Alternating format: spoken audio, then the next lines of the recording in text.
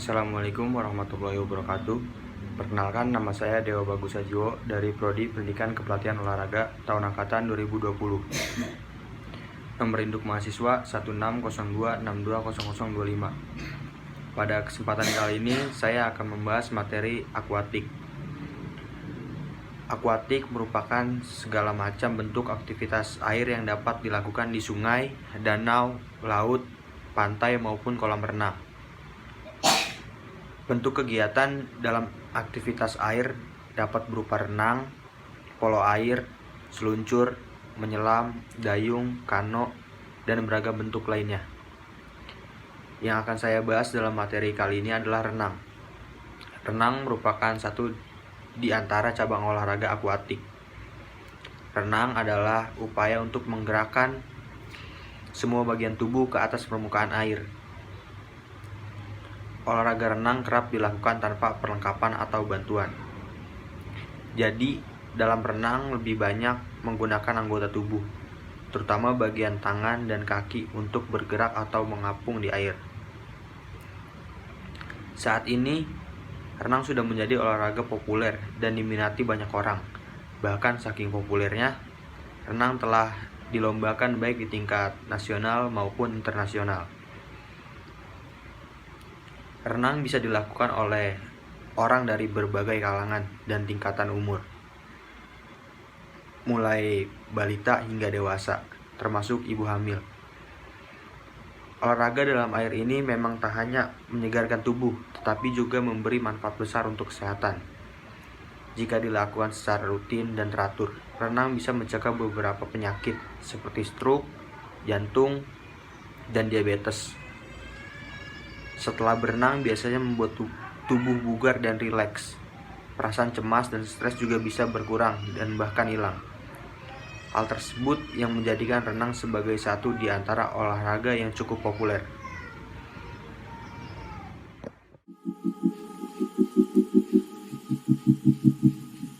Berenang gaya bebas adalah berenang dengan posisi dada menghadap ke permukaan air.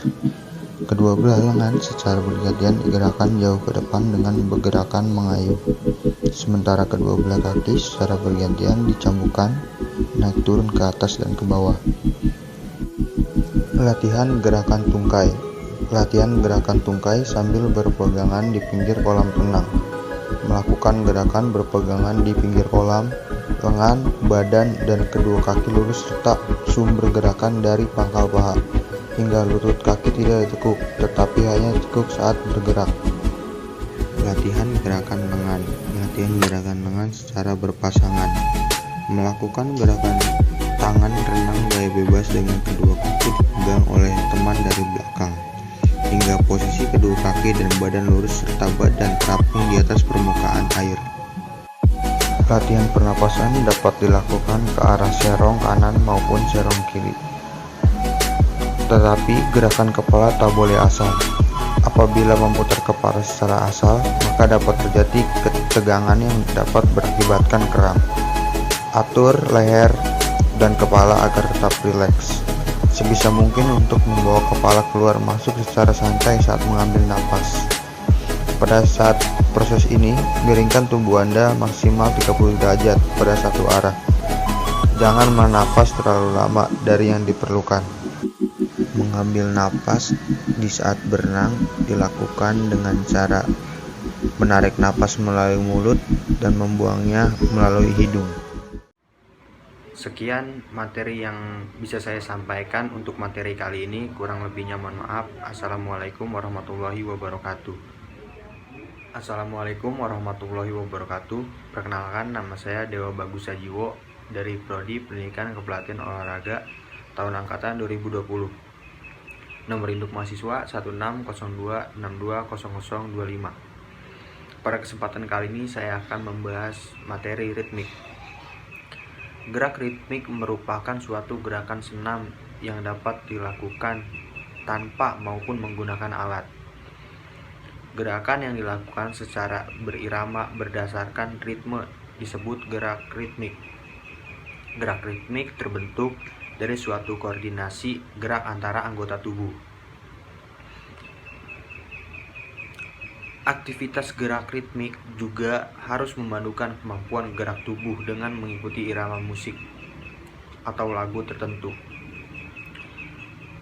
Gerak ritmik dibagi menjadi 3 jenis, yaitu gerak langkah kaki, gerak ayunan lengan, dan gerak ritmik menggunakan pita. Gerak ritmik memiliki beberapa manfaat yang bisa dirasakan tubuh. Salah satunya adalah bisa menyehatkan tubuh serta membuat tubuh bugar kembali. Selain menyehatkan tubuh, gerak ritmik juga memiliki manfaat lainnya. Berikut adalah manfaat dari gerak ritmik. Menyehatkan jantung, meningkatkan koordinasi, fleksibilitas tubuh, serta ketangkasan, tidak gampang lupa, lebih percaya diri. Yang akan saya bahas dalam materi ritmik ini adalah senam ritmik atau senam irama. Senam irama merupakan satu di antara cabang olahraga senam artistik yang dibarengi dengan musik atau nyanyian sesuai irama yang mengikutinya. Senam irama dilakukan secara perorangan atau kelompok untuk memperlihatkan koreografi yang kental dengan akrobatik dengan ataupun tanpa alat bantu. Senam yang berupa bola, pita, tali, gada, dan simpai. Senam irama yang pertama kali digagas oleh François Delsarte, Jean-Georges Nover, dan Rudolf Bob pada abad ke-18. Pada awalnya merupakan gerakan bebas, lalu Peter Henry Ling, Catherine Bisser, dan Hendrik Madau mengembangkan gerakan ini sehingga menjadi senam irama yang kita kenal sekarang. Setiap gerakan senam irama diatur sedemikian rupa sehingga menghasilkan gerakan senam yang indah dan rapi. Seiring berjalannya waktu, senam irama banyak mengambil gerakan dari balet. Senam irama atau senam ritmik ini sudah menjadi cabang olahraga yang dilombakan di berbagai ajang besar, seperti olimpiade dan pertandingan skala internasional lainnya. Unsur-unsur yang diperlukan dalam senam irama adalah: pertama ada kelentukan, kedua keseimbangan, ketiga keluasan, keempat fleksibilitas, kelima kontinuitas, keenam terakhir ada ketepatan. Adapun untuk mencapai gerakan yang serasi dan bermanfaat bagi jasmani dan rohani, ada 3 hal yang harus ditekankan pada senam irama, yaitu pertama ada ketepatan musik atau irama, kedua ada kelentukan, dan ketiga ada kontinuitas gerakan. Sekian materi yang bisa saya sampaikan untuk materi kali ini. Kurang lebihnya mohon maaf. Assalamualaikum warahmatullahi wabarakatuh. Assalamualaikum warahmatullahi wabarakatuh. Perkenalkan, nama saya Dewa Bagus Sajiwo dari Prodi Pendidikan Kepelatihan Olahraga tahun angkatan 2020. Nomor induk mahasiswa 1602620025. Pada kesempatan kali ini saya akan membahas materi atletik. Atletik adalah cabang olahraga yang terdiri dari gabungan beberapa jenis olahraga fisik, seperti olahraga lari, lempar, lompat, dan jalan. Saat ini, atletik menjadi satu di antara olahraga paling umum yang dimainkan di berbagai penjuru dunia. Atletik telah menjadi olahraga berskala internasional. Bahkan hampir setiap negara di dunia kerap turut terlibat dalam perlombaan cabang olahraga tersebut, termasuk Indonesia. Atletik berasal dari bahasa Yunani, yakni athlon, yang artinya berlomba atau bertanding. Di sisi lain, atletik dianggap sebagai olahraga yang sederhana karena tidak membutuhkan banyak perlengkapan dan peralatan yang rumit. Atletik juga tidak membutuhkan banyak biaya jika ingin menekuninya. Atletik bermanfaat untuk meningkatkan kekuatan, daya tahan, kecepatan, kelenturan, koordinasi, dan kemampuan biomotorik lainnya. Yang saya akan bahas dalam materi kali ini, saya akan membahas jenis-jenis start dalam atletik. Jenis start pada sebuah perlombaan olahraga lari sendiri berbeda untuk sejumlah kategori, baik jarak pendek, menengah, dan nomor estafet. Macam-macam start yang digunakan dalam lomba lari ada 3, yaitu start jongkok, start berdiri, dan start melayang. Pertama ada start jongkok. Teknik start jongkok bisa dibedakan ke dalam 3 posisi yang umum dilakukan para pelari jarak pendek atau sprinter di garis mula. Yang pertama ada start jongkok. Teknik start jongkok umumnya dilakukan oleh para pelari jarak pendek dengan menggunakan starting block. Adapun dalam teknik start jongkok bisa dibedakan ke dalam 3 posisi yang umum dilakukan para pelari jarak pendek sprinter di garis mula. Yang kedua ada jenis start berdiri. Jenis start berdiri dilakukan dalam memulai perlombaan lari jarak menengah dan tidak disertai bantuan starting block atau balok awalan. Tujuan digunakannya start jenis ini adalah pada kategori lomba jarak menengah tidak dibutuhkan ledakan energi saat awal lomba dibandingkan nomor lari jarak pendek atau sprinter. Yang ketiga ada start melayang. Start melayang hanya digunakan pada perlombaan lari estafet, terutama oleh pelari kedua hingga keempat atau terakhir. Sedangkan bagi pelari pertama, mereka mengawali perlombaan dengan melakukan start jongkok yang menggunakan block start atau starting block.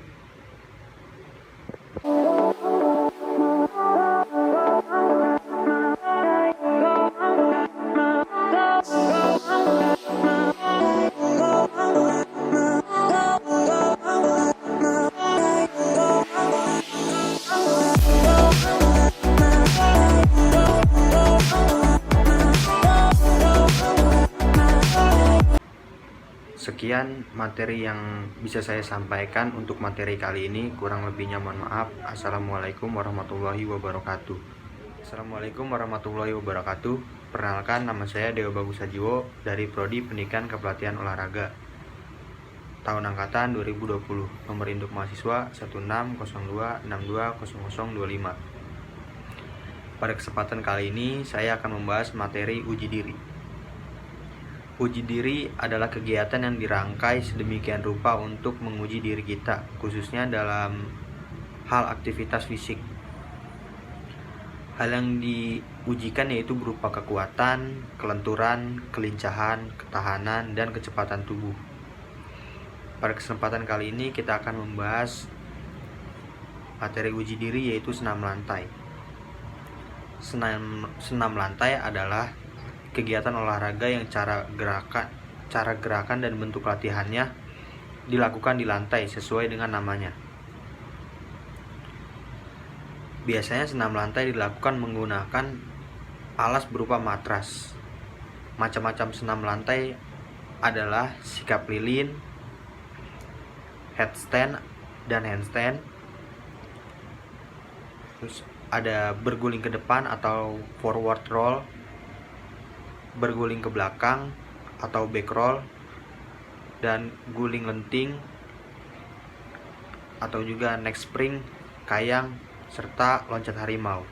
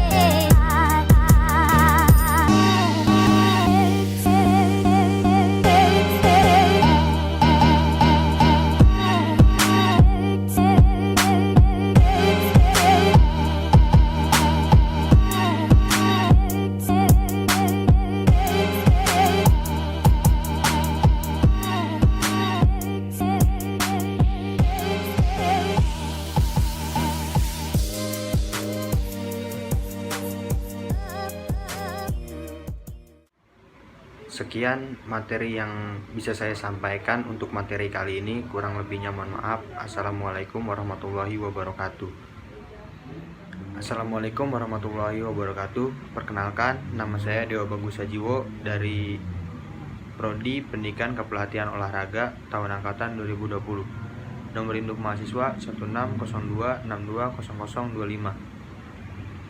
Pada kesempatan kali ini saya akan membahas materi bela diri.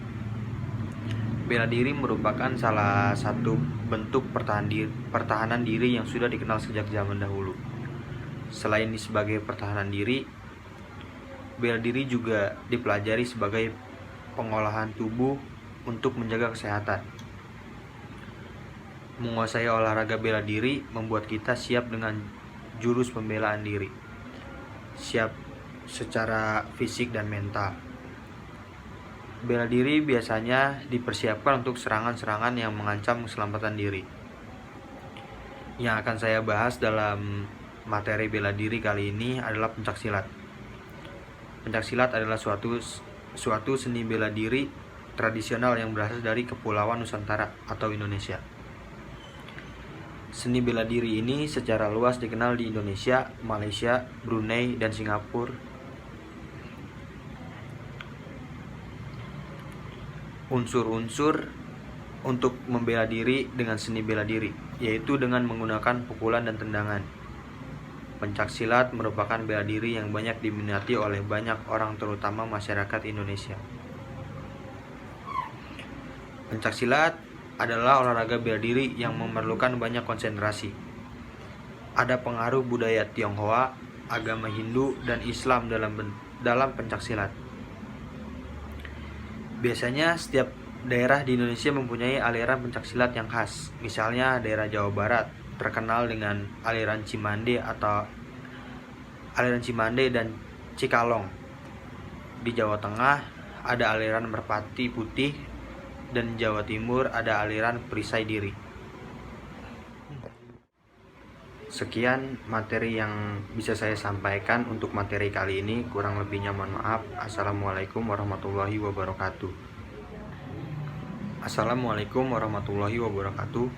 Perkenalkan, nama saya Dewa Bagus Sajiwo dari Prodi Pendidikan Kepelatihan Olahraga tahun angkatan 2020. Nomor induk mahasiswa 1602620025.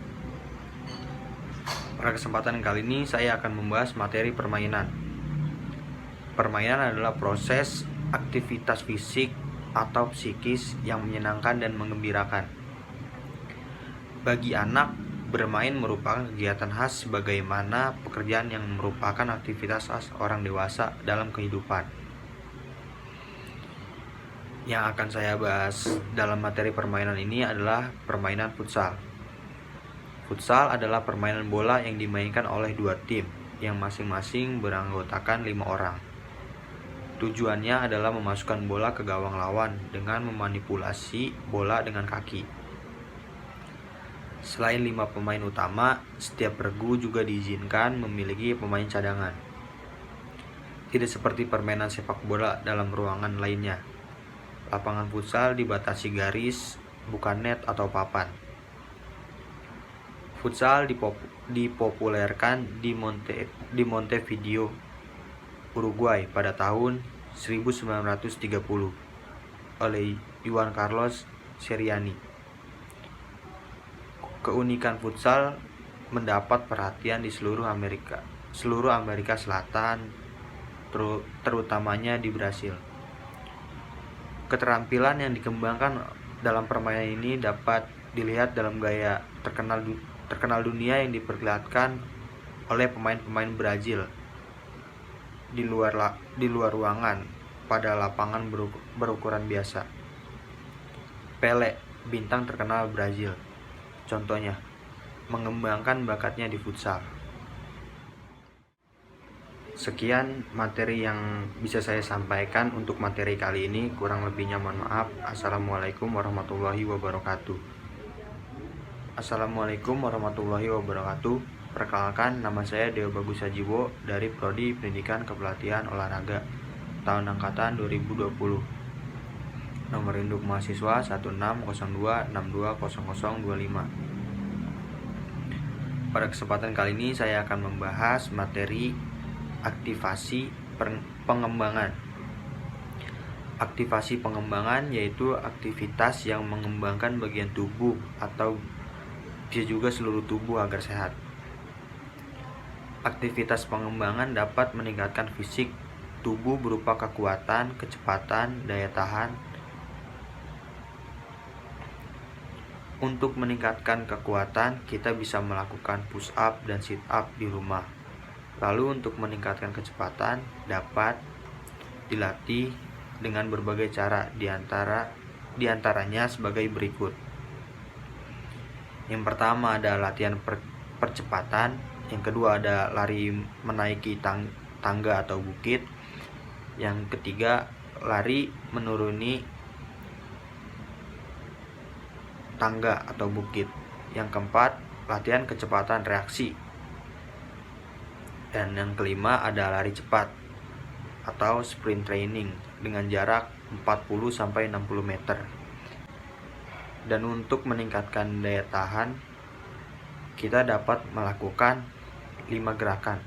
Yang pertama ada jogging, yang kedua berjalan, yang ketiga bersepeda, yang keempat ada gerakan naik turun tangga, dan yang kelima ada berenang. Sekian materi yang bisa saya sampaikan untuk materi kali ini. Kurang lebihnya mohon maaf. Assalamualaikum warahmatullahi wabarakatuh.